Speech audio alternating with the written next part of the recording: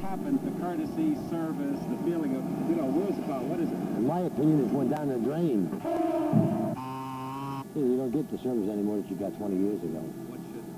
What should it be? It should be like the old horse and carriage days. You walk in there, you get your windshield washed, you get your oil checked, your water checked without having to ask a guy or to harass him into doing it. Well, today it just don't happen.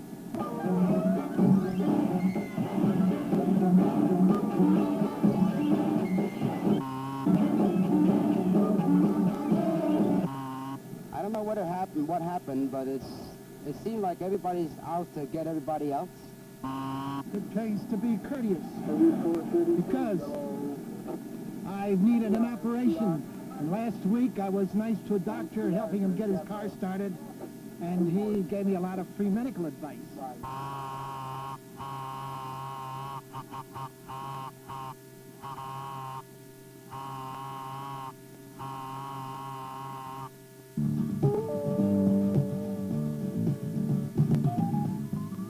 We took our film crews around the country on every carrier, to small towns and big cities.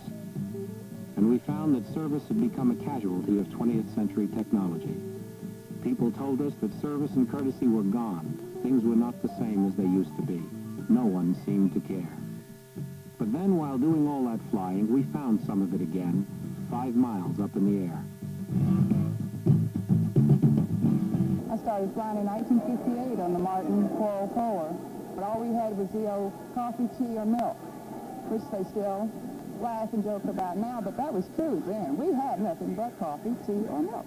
How do you feel, how do all of you feel in a service-oriented business? Because you've probably gone through the same frustrations before you even got on the aircraft, and all of a sudden you're in the role of serving people, and you have the same frustrations that your passengers have had. How do you feel? I think people really wait to be waited on. I think this is the real time when they buy that air ticket and they get on the plane, that this is their time. Maybe they saved up for it for 20 years, and they want to be waited on. Basically, I probably expect more coffee than most people. Well, our service was just wonderful on planes. Every plane that we went on, we had no kick at all. And when we called the stewardess and everything, we got her. Everything was fine. No kicks. I'm not a driving man. But I got to tell you about the bad service that I really got. I had 2 babies, one a year and a half and one 6 months. I walked off of an airplane in Little Rock, Arkansas, you know, the kind you go straight down, carrying one baby, dragging another one, and not a damn one of them asked if they could help me. They're just arrogant, like they used to be, that's for sure. Well, when people fly, I think today they expect too much. I saw a movie or two not too long ago in which they had a couple of spots of old stewardesses with the long dresses, down to the ankles and so forth, and they've come a long way. Like, I don't appreciate a stewardess wearing a super short dress and coming out and putting pillows up above me or something of that nature. And it just, it's distracting, it's awkward. I love it.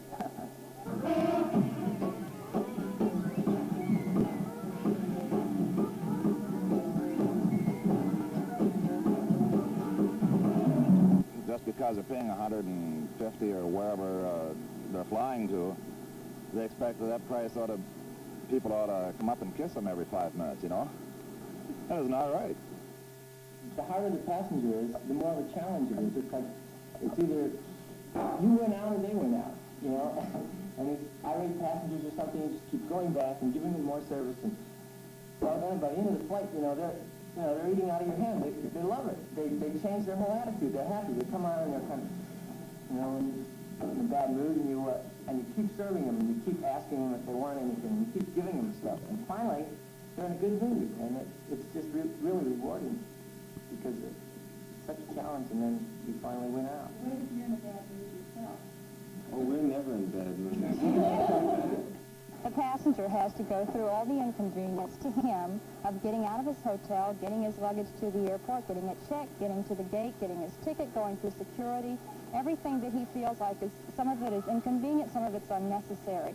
The airlines breeds a certain type of people that are drawn to the airlines, like all of us.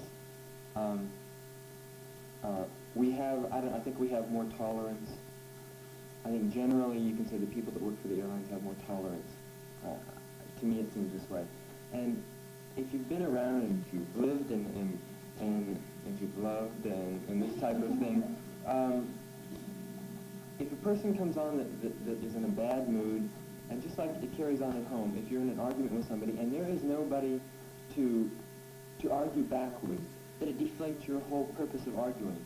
Then when I went to get on the plane in Tulsa, I asked the man, we were late, the plane was ready to leave, I asked the man, could you please take my ticket first? And he said, you have to wait in line. The other man was buying a ticket for later. Well, we certainly see all kinds of people out here. We see the full spectrum, from the businessman who must travel all the time, to the first traveler, grandmother going to see her grandchildren, and so forth. So the service really varies with the people that we meet. Like people from the East Coast, they're a different breed altogether. I would say the northern areas would give us our bigger problem. New York, I can always tell New York people usually. I don't know if it's because they've been brought up with so many people, they gotta really rush around, I guess.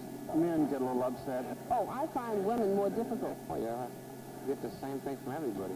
So they get on the plane, you can see it coming, and you just have to be just so bubbly, you know, you just have to be so happy to see them that they'll forget everything they've been through, all their inconveniences, and they think, well, now I'm here, and they have to start fresh again.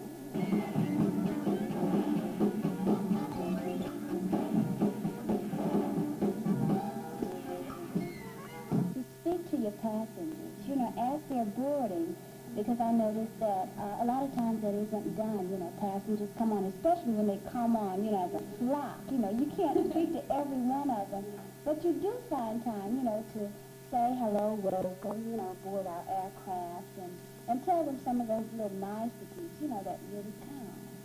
And it made a difference in my time because I enjoy that kind of thing, you know, just to have that special contact with the passengers. And what about carry-on articles?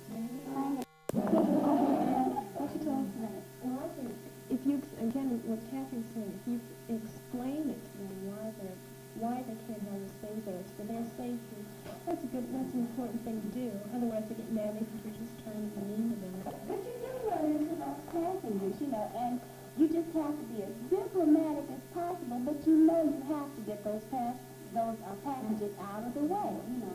Funny experience happened to me. This one couple with a child brought this baby carriage aboard. This is the type of thing I've never seen before. It's a type of designed baby carriage. So we had a problem of putting the baby carriage away somewhere so it won't be in the way.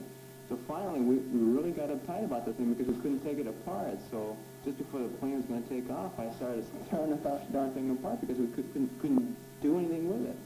So finally, well, this is after we couldn't put it back together again once we got down on the ground, and the people were getting mad at us because we completely dismantled the whole thing, you know. So we had a problem there. This is a person not serving Okay, let's talk about food and beverage now, because you spend really the bulk of your time in the service area. That's what people think of as serving the trays, the cocktails. What happened to you on your flight if you ran out of your meals? You had more people than you had meals, if you ran out of Coke or ginger ale. You said you ran out of all these. What did you do to placate the passengers or as a substitute? You just keep telling them that we have something else, and we like water, or if we have any milk left, you offer them milk. You just tell them, well, this is all we have, and you try to be as courteous as possible. And they tend to understand the problem. Because, you know, you can't go to the drugstore, you know. You're limited in regard to area. I think especially on a long flight, that's when you run out of things. And it's just funny, well, it was such a long flight and you had such thirsty passengers or something like that. It's kind of make an explanation for going out and then on to something else. Well, a lot of people are brand oriented. I think that if you have to serve them a substitute, you have to tell them. Like if they ask for Cutty Sark and I'm out of it, I tell them, I'm sorry, but would you like a Johnny Walker? They're usually pretty good about it. They understand.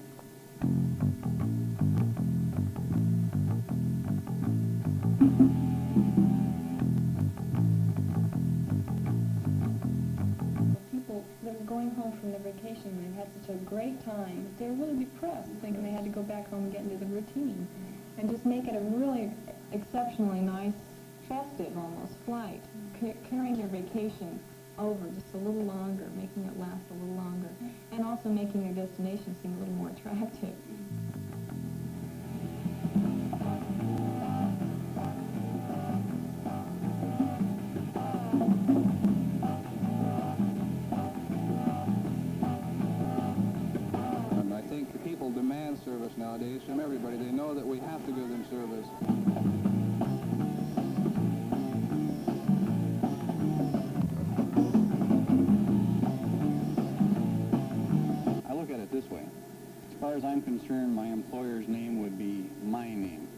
I own a bakery shop or a laundry or a department store, if it's my name up there, I'm selfish enough to respect the fact that the customer is paying my salary, and he's going to get the best service that I can provide.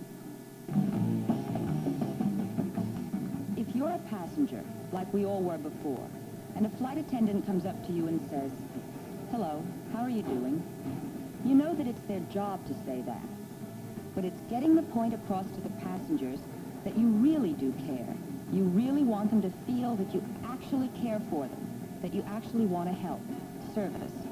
That's the whole name of the game. It was my first flight, and it was really amazing. It was really nice. You know, the service we got was very nice. It's wonderful. Wonderful. I really love it. I'd fly them in the other way. I wouldn't really want to be in your film, but